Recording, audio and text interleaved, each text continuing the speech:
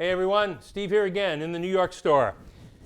I've got a drum here that, this particular type of drum is one of my favorite in the whole world. This is a Rogers wood Dynasonic snare drum. This particular one is black diamond pearl. My personal Rogers Dynasonic is a white marine pearl from the same period. These drums are remarkable, and if you know how to utilize them, they are the most incredibly sensitive drums, and part of the reason it's that way is because of the way that this unique mechanism was built. These particular drums are 5-ply maple with 3-ply reinforcement rings, and what you've got is a 45-degree edge cut on the top and bottom, and there is really almost no snare bed. There's actually 4/1000ths of an inch worth of a snare bed, but it's basically nothing. But the interesting part about these drums is that this frame that's on the bottom is basically a unique little animal, because I'm going to show you what happens here. You drop that frame off, and you can see that attached to this frame are the snare wires. The snare wires are basically attached to this frame, which when disengaged is loose at the bottom here. Okay, so what's the big deal? Well, here's the big deal.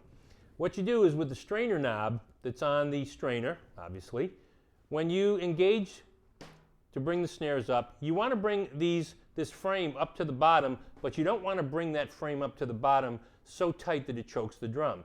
So you adjust it just a little bit here so that the frame is not too tight at the bottom. There's some play in it. Then you say, well, okay, well, what happens if I want more or less snare buzz? Don't I have to tighten it here? The answer to that is no. There is a screw here. And if you turn this screw, what that screw does is that tightens or loosens the wires on the frame itself. So the benefit of that is you bring this gate, this frame, up to the bottom head so it just basically just kisses the bottom head, and then therefore you don't choke the drum. Then you take more or less snare vibration, add it or detract from it by turning this screw, which tightens and loosens the snares on the frame. So you can get great sensitivity and you don't choke the drum. And you can get sensitivity all the way out to the edges. It's a remarkable device, and people need to spend a little bit of time getting used to it to figure out how it works. But once you figure it out, it's remarkable. This drum's in very, very nice shape. It's up for sale on the website, although I've had my reservations about selling it. It sounds remarkable, but for the moment, it's up on the website for sale. So, here's where the tuning is on it. And here's the drum. So here's the center.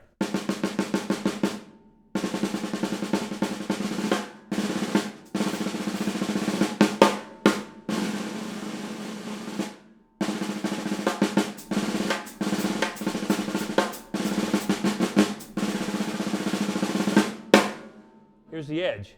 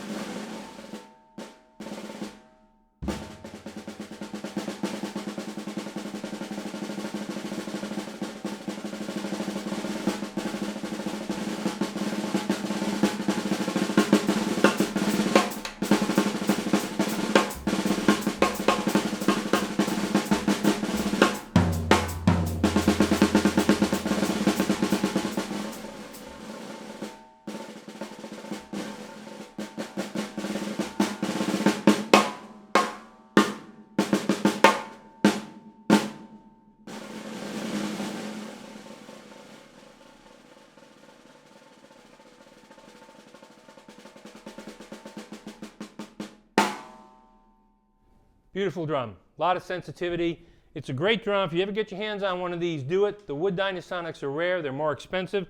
But by the same token, they made these drums in chrome over brass. They're much less expensive, and they sound wonderful. It's a brass shell, so the sound will be different than wood, but the sensitivity and the projection and the response are going to be the same. Great stuff. Check them out. MaxwellDrums.com. Thanks.